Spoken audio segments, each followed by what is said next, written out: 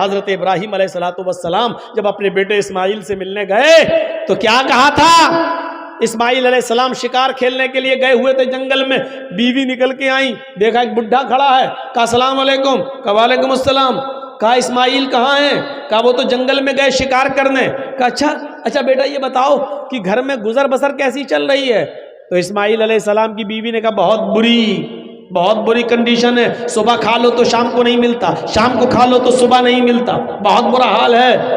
حضرت ابراہیم علیہ السلام نے کہا ٹھیک ہے بیٹا کوئی بات نہیں، وہ آ جائیں جب تمہارے پتی گھر میں تو ان سے کہنا کہ ایک بوڑھا آدمی آیا تھا، اس نے تم کو سلام کہا ہے، اور دوسری بات اس نے یہ کہی ہے کہ گھر کی چوکھٹ ٹھیک نہیں ہے، گھر کی چوکھٹ بدل دو۔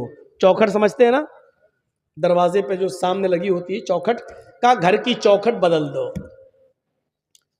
اسماعیل کی بیوی کہتی بڈھا سٹیا گیا، گھر کی چوکھٹ تو ٹھیک ہے، وہ کہہ رہا ہے کہ ٹھیک نہیں ہے، ارے ہوا بھی آتی ہے گرمی میں، سردی میں دھوپ بھی آتی ہے، گرمی میں ہوا بھی آتی ہے، اور بڈھا کہہ رہا ہے گھر کی چوکھٹ ٹھیک نہیں ہے۔ شام کو اسماعیل علیہ السلام جب گھر پہ آئے تو پوچھا، بیوی نے کہا کوئی بڈھا آیا تھا، کہا اچھا، انہوں نے سلام کہا۔ اسماعیل سمجھ گئے کہ ہاں یہ میرے باپ، اچھا سلام کہا، کہاں، اچھا اور کیا کہا؟ اور کیا وہ بڈھا تھا سٹیا گیا، اس کا دماغ خراب ہو گیا تھا۔ کہا نہیں بتاؤ تو کیا کہا اس نے؟ اس نے کہا گھر کی چوکھٹ ٹھیک نہیں ہے، اپنے پتی سے کہنا، شوہر سے کہنا گھر کی چوکھٹ بدل دو۔ کہا میری بیوی گھر کی چوکھٹ بدلنے کو کہا؟ کہاں، کیوں، کیا کچھ پوچھا تھا اس نے؟ کہا پوچھا تھا گھر میں گزر بسر کیسا چل رہا، تو میں نے بتا دیا بہت برا، صبح کھا لو تو شام کو بھوکی سوتی ہوں، شام کو کھا لو تو صبح بھوکی اٹھتی ہوں، ایک ٹائم کھا لو ایک ٹائم ملتا ہی نہیں ہے، تو جو تھا گھر کا حال وہ بتا دیا۔ کہا میری بیوی وہ بڈھا میرا باپ تھا، اور تم نے یہ کہہ کر ناشکری کر دی، تمہیں یہ کہنا چاہیے تھا کہ میں جس حال میں ہوں اللہ کا ہر حال میں شکر ادا کرنا چاہیے تھا، اور کہنا چاہیے تھا کہ ہر حال میں اللہ کا شکر ہے، جیسا بھی اس نے رکھا ہے ہر حال میں اللہ کی شکر گزار ہوں، یہ کہنا چاہیے تھا، لیکن تم نے یہ جملہ کہہ کر میرے باپ کو بہکا دیا، وہ سمجھ گئے کہ تم ناشکری ہو۔ جو اپنے رب کی شکر گزار نہ ہو وہ اپنے پتی کی شکر گزار کیسے ہو سکتی ہے، یا جو اپنے پتی کی شکر گزار نہ ہو وہ اپنے رب کی شکر گزار کیسے بن سکتی ہے؟ آئے میری بیوی چوکھٹ تم ہو، اور انہوں نے جو کہا کہ ان سے کہہ دینا کہ اپنے گھر کی چوکھٹ بدل دو، اس کا مطلب یہ ہے کہ انہوں نے بیوی بدل دینے کی بات کی ہے، یعنی تمہیں طلاق دینے کا حکم دیا ہے، لہٰذا اپنے باپ کا حکم مانتے ہوئے میں تمہیں طلاق دیتا ہوں، میں اپنے باپ کی نافرمانی نہیں کر سکتا۔ اتنی سی بات پر طلاق کی گھر کا حال چال ٹھیک نہیں ہے۔ ہماری ماں بہنیں سوچیں کہ آج وہ اپنے شوہروں کی کتنی نافرمانی کرتی ہیں۔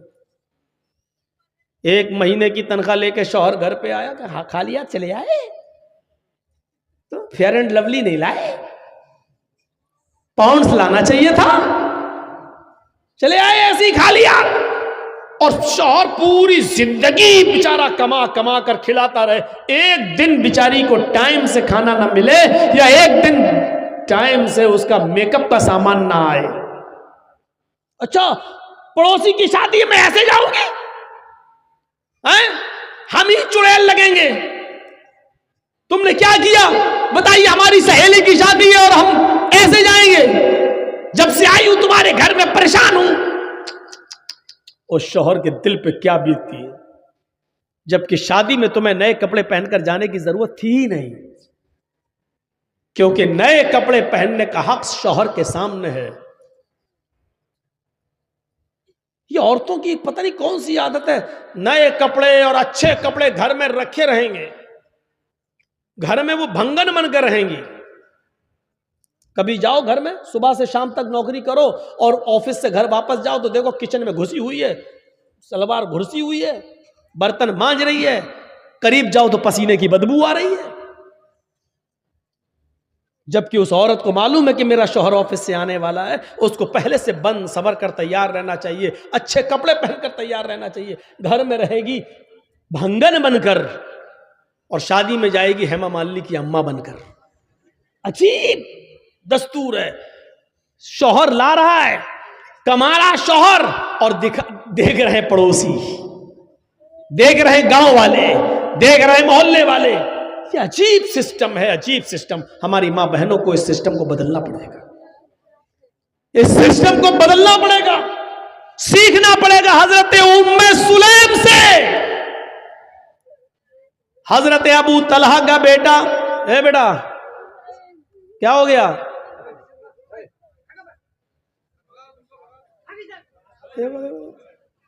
ارے کیا ہوا؟ پیشاب لگ رہا ہے تو جاؤ نا,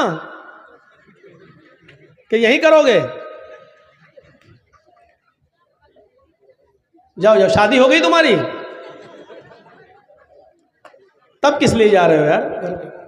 کوئی بڑا آدمی جائے تو چلو شادی شدہ ہے جا رہا ہے, گھر آرڈر نہیں ہوگا بیوی کا, یہ بیچارہ بچہ جا کے کیا کرے گا؟ اور جا رہا تو آیا کیوں؟ ایک جلسہ میں تو 80 سال کا بڈھا اٹھ کے جانے لگا. ہم نے کہا اب کیا کرو گے چاچا گھر میں جا کر؟ اب تو چاچی بھی تمہارا انتظار نہیں کر سکتی بیچاری. تو بیچ میں مت اٹھا کرو بھائی, پیچھے سے اٹھ جاؤ, کوئی دقت نہیں ہے. سامنے سے اٹھتے ہیں تو ہم کو تھوڑا سا اچھا نہیں لگتا. تو یہ ام سلیم کو دیکھیے آپ, ابو طلحہ کا بیٹا ام سلیم کا بیمار رہتا تھا, روزانہ خیر خیریت پوچھتے تھے. ایک دن دیر سے آئے اور بچے کا انتقال ہو گیا. سوچئے, بچے کا انتقال.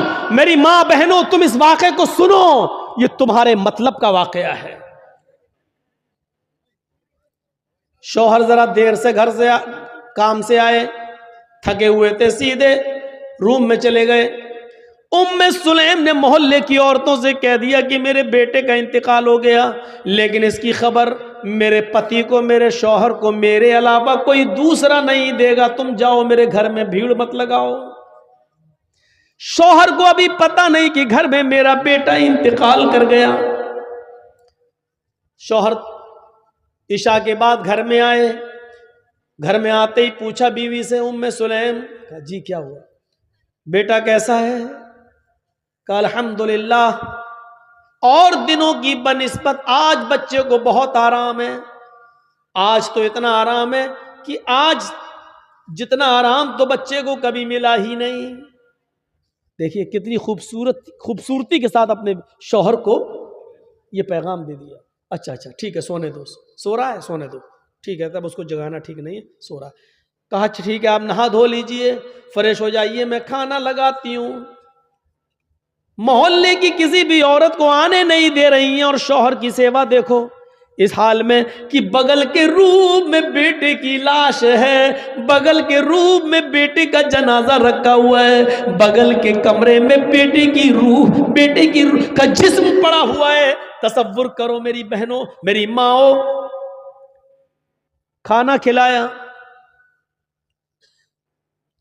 اچھی طریقے سے, شوہر نے کھانا کھایا, ام سلیم بھی اپنے شوہر کے ساتھ کھانا کھا رہی ہیں. اور کھانا کھانے کے بعد ام سلیم نے میک اپ کیا, خوشبو لگائی. عورت خوشبو لگا سکتی ہے لیکن گھر کے اندر,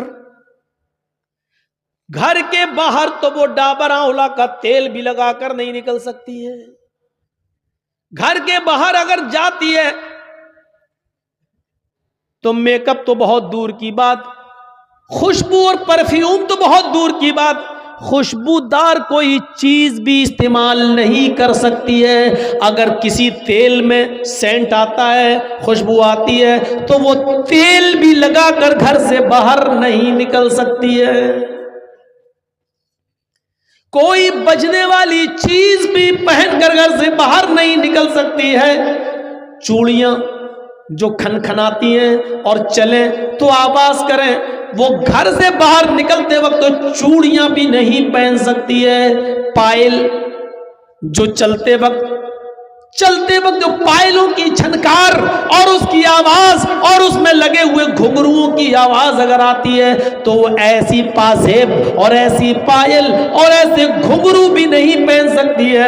یاد رکھیے میری بہنوں, میری ماؤں, میری بیٹیوں, سوچئے گا ضرور اور غور کیجئے گا کہ لپسٹک, کریم, پاؤڈر تو بہت دور کی بات ہے, گھر سے نکلنا ہے تو خوشبودار تیل لگا کر بھی نہیں نکل سکتی ہے.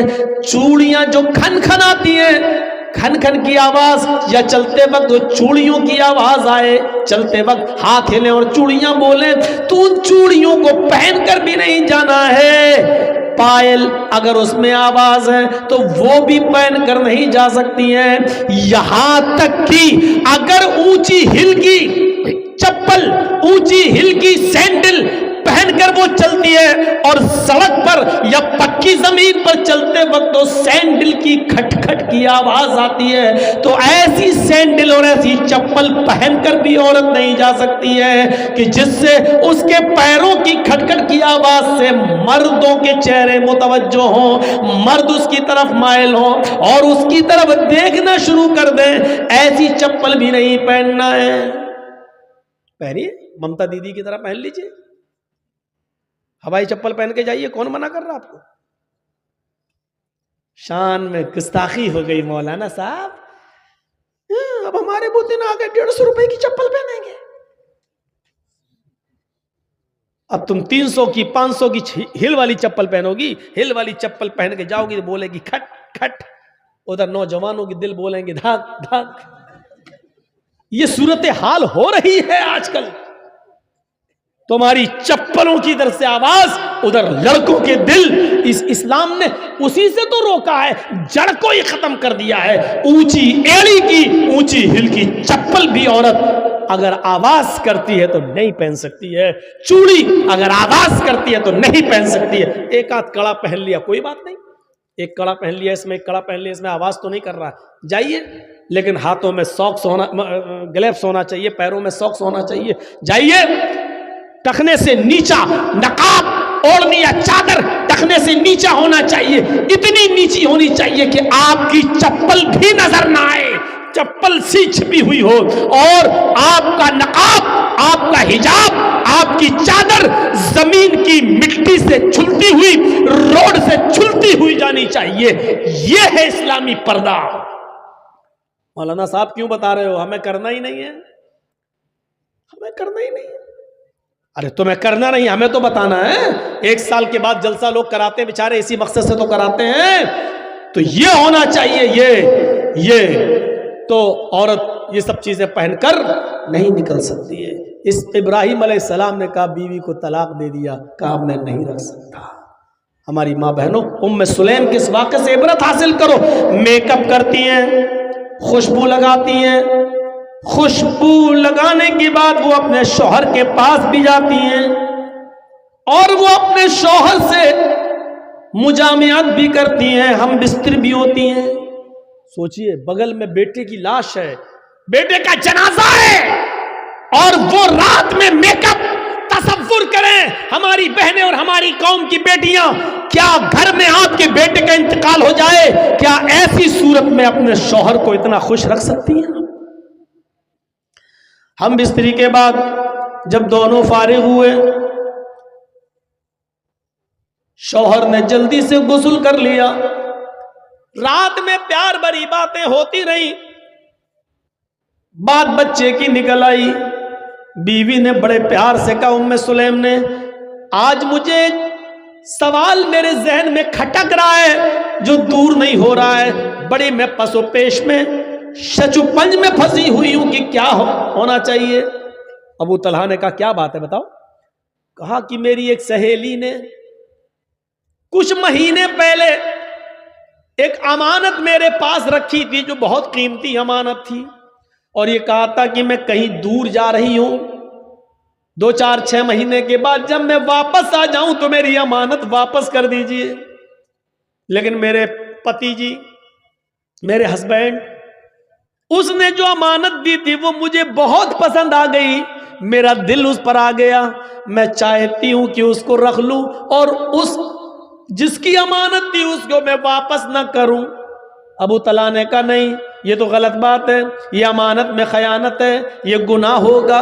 اگر وہ اپنی امانت مانگ رہی ہے تمہاری سہیلی تو اس کی امانت تمہیں واپس کرنا پڑے گی۔ کہا لیکن وہ امانت مجھے بہت پسند ہے، اس چیز پر میرا دل آ گیا ہے، میں نہیں چاہتی ہوں کہ اس کو وہ دوں۔ ابو طلحہ نے کہا تم بہت غلط کر رہی ہو، تمہیں اس کی امانت دینا پڑے گی ورنہ جہنم میں جاؤ گی، بے ایمانی مت کرو، جس کی امانت تھی اس کی امانت واپس کر دو۔ کہا میرے پیارے شوہر، تو پھر ایک امانت اللہ نے مجھے دی تھی، 2-3 سال پہلے اللہ نے مجھے بھی ایک امانت دی تھی اور وہ امانت مجھے بہت زیادہ پسند ہے، اس امانت پر میرا دل آ گیا ہے، وہ امانت میرا بیٹا ہے، لیکن آج اللہ نے اپنی امانت مجھ سے مانگی تو میں نے اس کی امانت اس کو واپس کر دی، اس کی امانت میں نے اس کو واپس کر دی۔ اگر میں اپنے پاس رکھتی اور اس پر بے ایمانی کرتی تو امانت میں خیانت ہوتی۔ میرے پیارے شوہر، بچہ آرام سے سو رہا ہے، اس کا مطلب یہ ہے کہ بچہ میرا اس دنیا میں نہیں رہا، اللہ کی امانت دی، اللہ نے اس بچے کو لے لیا ہے۔ ابو طلحہ کے پیروں کے نیچے سے زمین سرک گئی، بولے تو کچھ نہیں، لیکن کہا کہ اس حال میں بھی تم مجھے کھانا کھلا رہی ہو، تم مجھ سے ہم بستری کر رہی ہو، پیار و محبت تم نے مجھ سے کیا ہے، تم نے بچے کے بارے میں مجھے بتایا نہیں۔ وہ تو ٹھیک ہے، اللہ کی امانت تھی، اللہ نے لے لیا، لیکن اس کا یہ مطلب تو نہیں تھا کہ تم محلے کی عورتوں کو بھی روکے رکھو۔ کوئی بات نہیں ہے، صبح سورج نکلنے کے بعد اس بچے کو دفن کر دیا جائے گا۔ حضرت ابو طلحہ جیسی اذان کی آواز ہوتی ہے مسجد میں جاتے ہیں، اللہ کے نبی صلی اللہ علیہ وسلم نماز پڑھاتے ہیں، اور نماز پڑھانے کے بعد جب ابو طلحہ اللہ کے نبی کے پاس بیٹھتے ہیں اور پوری کی پوری رات کی داستان سنا دیتے ہیں۔ اللہ کے نبی، ایسا ہوا میری بیوی نے رات میں بھی نہیں بتایا ہے، میری بیوی نے مجھے کھانا بھی کھلایا ہے، اس کے بعد ہم بستری بھی کیے، شاریرک سمبند بھی بنایا ہے، اے اللہ کے نبی اس کے بعد کا اللہ کی امانت دی، اللہ نے لے لیا۔ اللہ کے نبی فرماتے ابو طلحہ بس اے ابو طلحہ، اللہ تمہاری بیوی کو جزائے خیر دے، اللہ اس کو اچھا بدلہ دے، اور تم دونوں نے آج رات میں جو مجامعت کی، جو ہم بستری کی ہے، اللہ اس میں برکت عطا فرمائے، اللہ اس میں برکت عطا فرمائے، اللہ اس میں برکت دے۔ اسی دن کی مجامعت اور ہم بستری سے حضرت ام سلیم کو حمل ٹھہرا ہے، اسی ام سلیم کو حمل ٹھہرا ہے، اور اسی ابو طلحہ کو ام سلیم سے اسی دن حمل ٹھہرا ہے، اور پھر 9 مہینے کے بعد بچہ پیدا ہوتا ہے۔ اس بچے کا نام انس رکھا جاتا ہے، اس بچے کا نام انس رکھا جاتا ہے۔ اللہ کے نبی جب یہ بچہ پیدا ہوا تو سب سے پہلے اللہ کے نبی نے کھجور اپنے منہ میں چبایا، اور چبایا ہوا کھجور نکالا اور اپنی انگلی سے نکال کر حضرت انس کے منہ میں ڈالا اور دعا کی، اے اللہ حضرت انس کے مال میں اور اس کی اولاد میں برکت عطا فرما، اس کی اولاد میں برکت عطا فرما، ان کے مال میں اور ان کی اولاد میں برکت عطا فرما۔ یہ انس ہی تھے جنہوں نے 10 سال جناب محمد رسول اللہ کی خدمت کی ہے، یہ انس ہی تھے آگے چل کر یہ بڑے امیر بنے، اللہ نے ان کی دولت میں بھی اضافہ کیا اور ان کے بچوں کی تعداد میں بھی اضافہ ہوا ہے۔ مدینے میں اکثر بچوں کی تعداد انہی کی نظر آتی تھی، سب سے زیادہ بچے انہی کے نظر آتے تھے۔ یہ دعا کا اثر تھا جناب محمد رسول اللہ صلی اللہ علیہ وسلم کی دعا کا۔ کہنا یہ چاہتا ہوں کہ اس واقعے کو دیکھیے کہ پہلے زمانے کی عورتیں بچے کے انتقال کے بعد بھی میک اپ اپنے شوہر کے لیے کر رہی ہیں، بن ٹھن کر اپنے شوہر کے لیے رہ رہی ہیں، اپنے شوہر کو سکون پہنچا رہی ہیں، یہاں تک کہ رات میں شوہر نے جب میک اپ میں اور خوشبو میں اپنی بیوی کو دیکھا تو وہ بھی اپنے آپ کو روک نہ سکے اور انہوں نے ان سے ہم بستری بھی کی، اور اس ہم بستری پر برکت کی دعا جناب محمد رسول اللہ صلی اللہ علیہ وسلم نے کی کہ اللہ اس رات میں تمہیں کوئی برکت عطا فرمائے۔ پھر حضرت انس پیدا ہوتے ہیں، پھر انس کے منہ میں بھی سب سے پہلے لقمہ لعاب دہن جناب محمد رسول اللہ کا جاتا ہے۔ میرے پیارے ساتھیوں، پھر انس کے مال و دولت، مال و اولاد میں برکت کی دعا بھی اللہ کے نبی کرتے ہیں۔ تو یہ اس زمانے میں یہ حال تھا، وَلَا تَوْقَنَّ وَالِدَيْكَ وَإِنْ أَمَرَاكَ أَن تَخْرُجَ مِنْ أَهْلِكَ وَمَالِكَ، اپنے والدین کی نافرمانی مت کرنا، اگرچہ وہ دونوں تمہیں حکم دیں کہ ان کے گھر سے نکل جاؤ، اپنے بیوی بچوں کو چھوڑ دو، مال و دولت کو چھوڑ دو، تب بھی ان کی نافرمانی مت کرنا۔ وَلَا تَتْرُكَنَّ صَلَاةً مَكْتُوبَةً مُتَعَمِّدًا، فرض نماز کبھی بھی قصدن جان بوجھ کر مت چھوڑنا. فَإِنَّ مَن تَرَكَ صَلَاةً مَكْتُوبَةً مُتَعَمِّدًا فَقَدْ بَرِئَتْ مِنْهُ ذِمَّةُ اللَّهِ. جو فرض نماز قصدن جان بوجھ کر چھوڑ دیتا ہے اللہ کی ذمہ داری اس کے اوپر سے ہٹ جاتی ہے. جب نمازی نماز نہ پڑھے اور فرض نمازوں کا جنازہ نکلتا رہے تو اللہ کی اس کے اوپر کوئی ذمہ داری نہیں ہے. مرے کٹے کچھ بھی ہو پھر اللہ کی کوئی ذمہ داری اس کے اوپر نہیں رہی ہے. فقط بریت منہ ذمۃ اللہ. اللہ کے ذمے سے وہ آدمی نکل گیا ہے جو فرض نماز کی پابندی نہیں کرتا ہے. اور چوتھی چیز بتائی ولا تشربن خمرا فانه راس كل ذنب. اور سنو کبھی شراب مت پینا, کسی بھی کنڈیشن میں شراب کو ہاتھ مت لگانا. فَإِنَّهُ رَأْسُ كُلِّ ذَنْبٍ, اس لیے کہ وہ ہر برائی کی جڑ ہے. ہر برائی کی جڑ شراب ہے. شراب پینے کے بعد زنا کرنے کا دل کرتا ہے. شراب پینے کے بعد چوری کرنے کا دل کرتا ہے. شراب پینے کے بعد ماں باپ کے سامنے, ماں اور باپ کے سامنے گالی دینے کا دل کرتا ہے. اور شرابی جب شراب کے نشے میں گھر آتا ہے تو اپنی بہن اور اپنی بیٹی کے سامنے بھی گندی گندی گالیاں دیتا ہے. اس کو نہیں معلوم وہ جس نشے میں ہے وہ کس کے سامنے گالیاں دے رہا ہے. وہاں اس کی بیوی بھی موجود ہے, اس کی ماں بھی موجود ہے, اس کی جوان بیٹی بھی موجود ہے, لیکن ادھر بھی ایسی گندی گندی گالیاں اس کے منہ سے نکلتی ہے کہ جس کو سننا گوارا نہیں کیا جا سکتا ہے. میرے پیارے ساتھیوں, اس لیے کہا فَإِنَّهُ رأس كل ذنب. شراب کو ہاتھ مت لگانا کیونکہ شراب تمام برائیوں کی جڑ ہے. وَإِيَّاكَ بِالْمَعْصِيَةِ فَإِنَّ بِالْمَعْصِيَةِ حَلَّ سَخَطُ اللَّهِ. ہر گناہ کے کام سے دور رہنا ہے معاذ. ہر گناہ کے کام سے دور رہنا ہے معاذ. اس لیے کہ جس بستی میں گناہوں کے کام عام ہو جاتے ہیں, جس بستی میں جوا عام ہو جاتا ہے, جس بستی میں شراب عام ہو جاتی ہے, جس بستی کے اندر زناکاری عام ہو جاتی ہے, حَلَّ سَخَطُ اللَّهِ, تو اللہ کا غضب, اللہ کا عذاب بھی اس بستی پر حلال ہو جاتا ہے.